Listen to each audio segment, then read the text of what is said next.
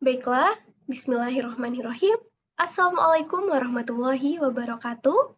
Yang terhormat Bapak Sudirman, SPD MSI selaku dosen pengampu mata kuliah listrik magnet.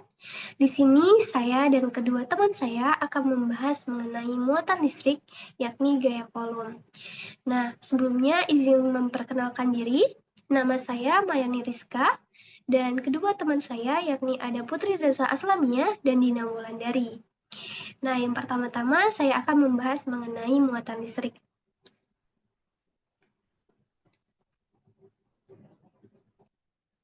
Apa sih muatan listrik itu? Muatan listrik didefinisikan sebagai sifat atau muatan dasar yang dibawa partikel dasar sehingga menyebabkan partikel dasar tersebut mengalami gaya tarik-menarik atau tolak-menolak. Nah, muatan listrik suatu partikel dasar dapat berjenis positif dan negatif. Jika dua benda memiliki muatan yang sama, maka akan tolak-menolak, dan jika kedua benda akan tarik-menarik jika memiliki muatan yang berbeda jenis. Nah, perlu diketahui pula nih, bahwa partikel dasar dan subatomik seperti elektron dan proton memiliki muatan listrik. Jika proton bermuatan negatif, jika elektron bermuatan negatif dan proton tersebut bermuatan positif. Oke, next. Nah, di sini ada contoh kegiatan muatan listrik yang sering kita jumpai pada kegiatan kita sehari-hari nih teman-teman. Yang pertama itu ada plastik yang digosokkan pada rambut kering akan bermuatan negatif. Kemudian ada kaca yang telah digosokkan pada bulu akan bermuatan positif. Kemudian ada dua benda yang bermuatan listrik sejenis akan tolak-menolak, dan jika muatan tersebut berbeda, maka akan tarik-menarik.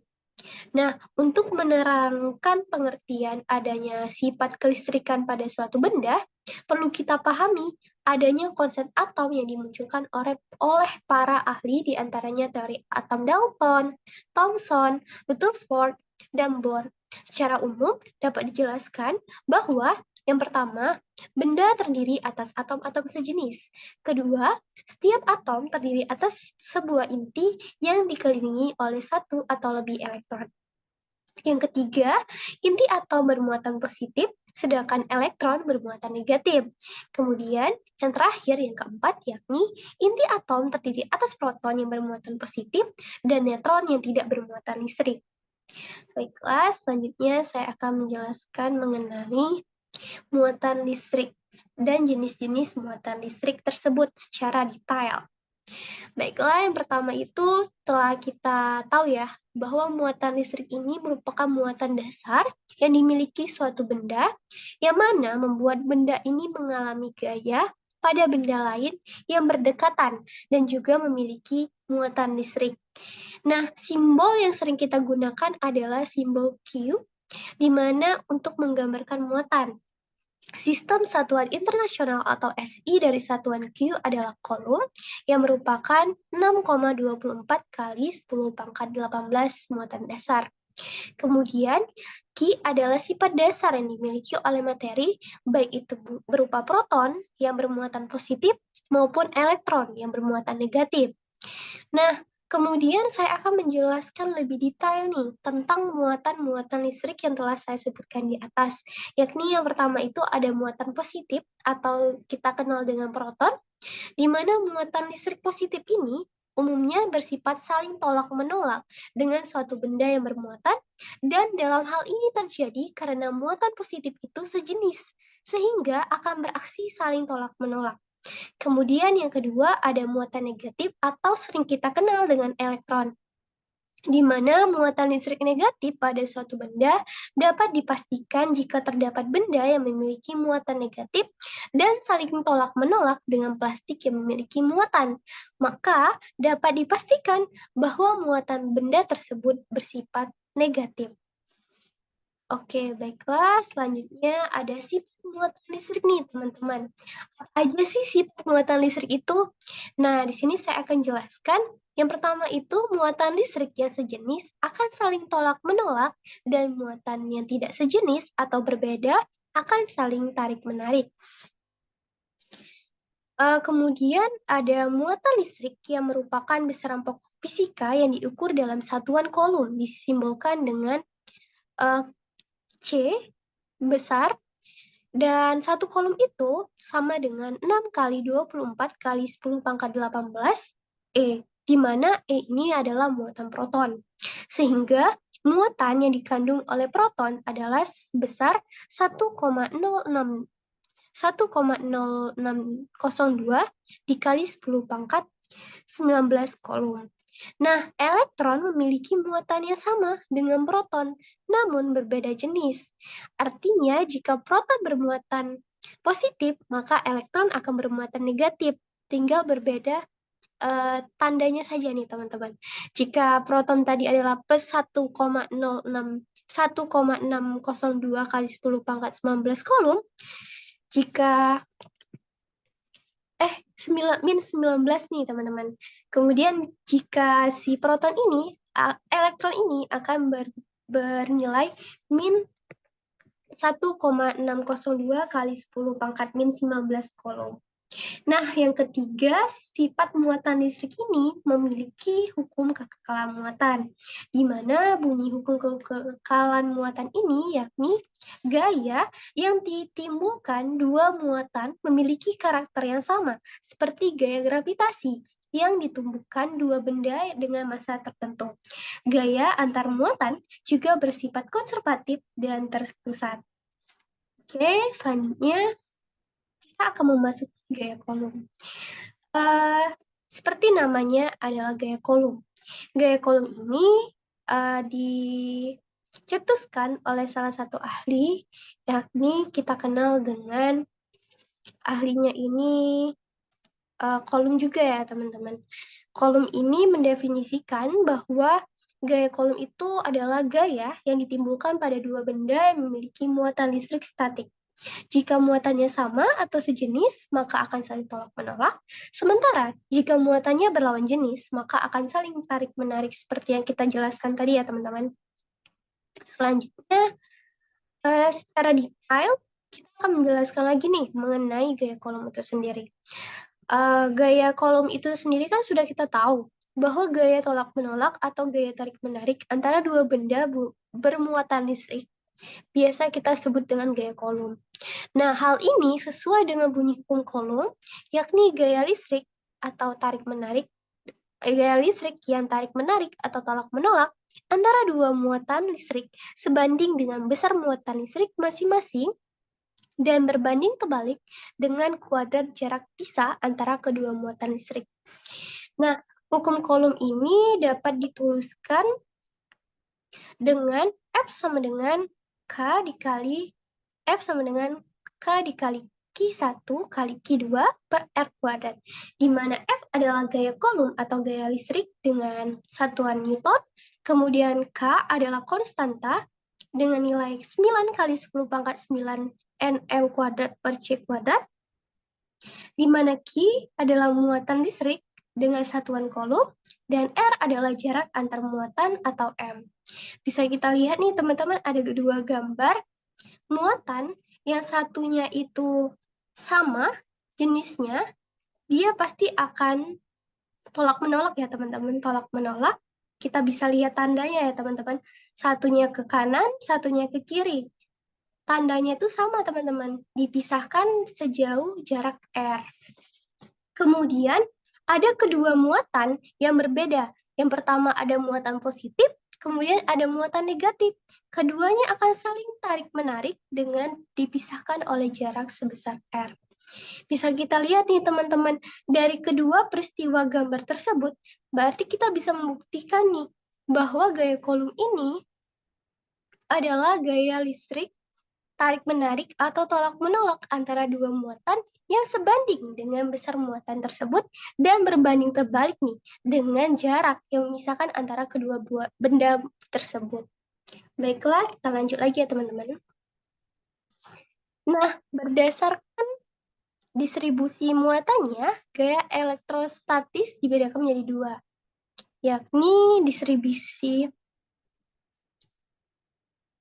Nah, selanjutnya kita akan membahas mengenai distribusi muatan nih teman-teman. Jika distribusi muatan tersebut adalah kontinu, Maka, medan yang ditimbulkan di setiap titik P dapat dihitung dengan membagi elemen-elemen yang sangat kecil dari DQ. Medan atau DE atau DER yang ditimbulkan oleh setiap elemen akan dihitung dengan memperlakukan elemen-elemen tersebut sebagai muatan listrik DER. Diberikan oleh rumus sebagai berikut nih teman-teman. DER ini DER sama dengan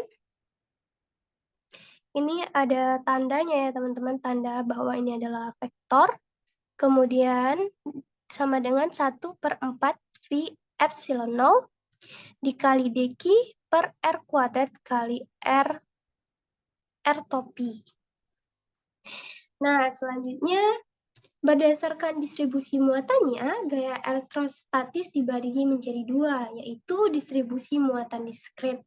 Dan yang kedua nanti akan kita jelaskan lagi teman-teman, di mana distribusi muatan diskrit ini dapat dirumuskan dengan ER sama dengan F dikali FRQ per Q sama dengan 1/4 V epsilon 0 dikali Q per R kuadrat dikali R topi.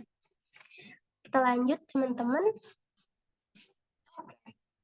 Baiklah, selanjutnya kita akan menjelaskan nih, aplikasi apa saja sih yang menggunakan prinsip gaya kolom. Yang pertama itu ada halilintar nih teman-teman. Apa sih halilintar itu? Halilintar terjadi di saat belum terjadinya hujan.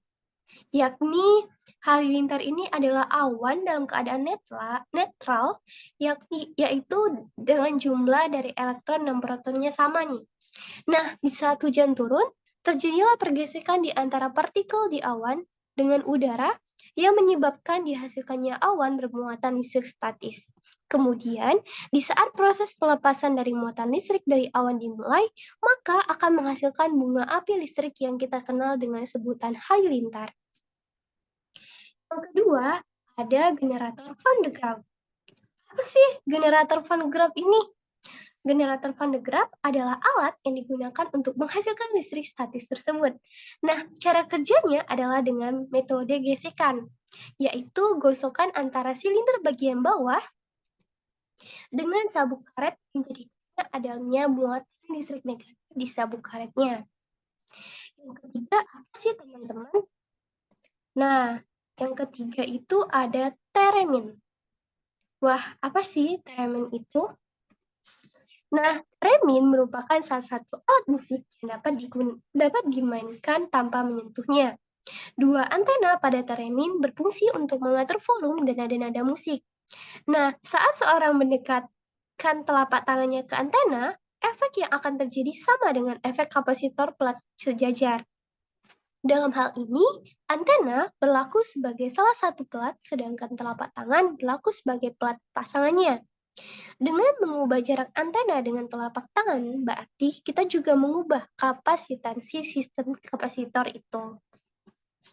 Selanjutnya ada alat keempat, yakni elektroskop. Elektroskop ini sama seperti teremin tadi, namun teremin yang merupakan salah satu alat musik yang dapat dimainkan tanpa menyentuhnya. Mohon maaf teman-teman, ini ada kesalahan ya.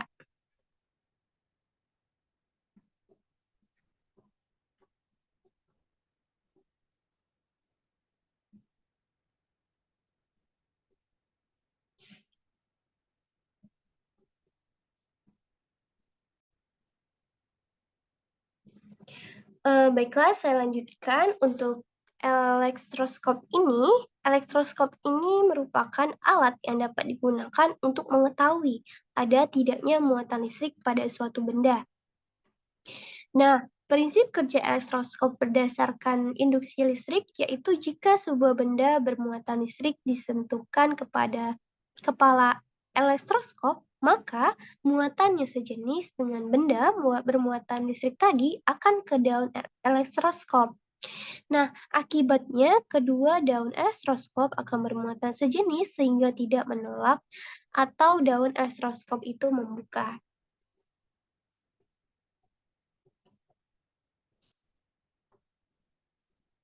Baiklah, selanjutnya teman-teman ada mesin elektrostatistik. Baiklah, untuk mesin fotokopi elektrostatistik ini bekerja berdasarkan prinsip gaya tarik-menarik antara muatan yang tidak sejenis, di mana muatan positif diberikan pada silinder aluminium atau Al yang berlapis dengan selenium atau Se. Selanjutnya, silinder disinari dengan proyeksi gambar atau naskah yang akan dikopi.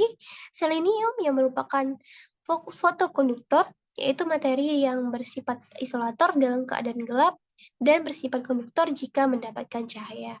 Nah, pada mesin fotokopi yang sering kita gunakan untuk memfotokopi ya teman-teman. Baiklah, selanjutnya ada yang terakhir, yakni elektrokardiograf, di mana alat ini digunakan untuk merekam perubahan jantung manusia, disebut elektrokardiograf. Nah, elektrokardiograf ini sering kita temukan pada bidang kedokteran ya teman-teman. Ini untuk merekam perubahan jantung pada manusia. Nah, sedangkan hasil rekamannya ini disebut elektrokardiograf. Nah, prinsip elektrostatistik juga diterapkan nih pada proses pengecatan secara elektrostatistik. Aplikasi prinsip kapasitora, yakni keyboard komputer, beberapa jenis keyboard juga yang digunakan pada komputer menggunakan prinsip kapasitor, di mana masih berhubungan nih teman-teman sama dengan medan magnet. Oke teman-teman, mungkin itu saja. Oke, mungkin itu saja pemaparan materi dari saya. Saya pamit undur diri ya teman-teman. Semoga bisa bermanfaat materinya dan semoga saja materi ini bisa memberikan manfaat bagi teman-teman tentang pengetahuan nih tentang hukum Coulomb, tentang muatan listrik dan lain sebagainya. Dan semoga video ini juga bisa bermanfaat untuk kita semua ya teman-teman, terutama anak-anak fisika nih. Saya akhiri, wabillahi taufiq wal hidayah. Wassalamualaikum warahmatullahi wabarakatuh. Terima kasih semuanya.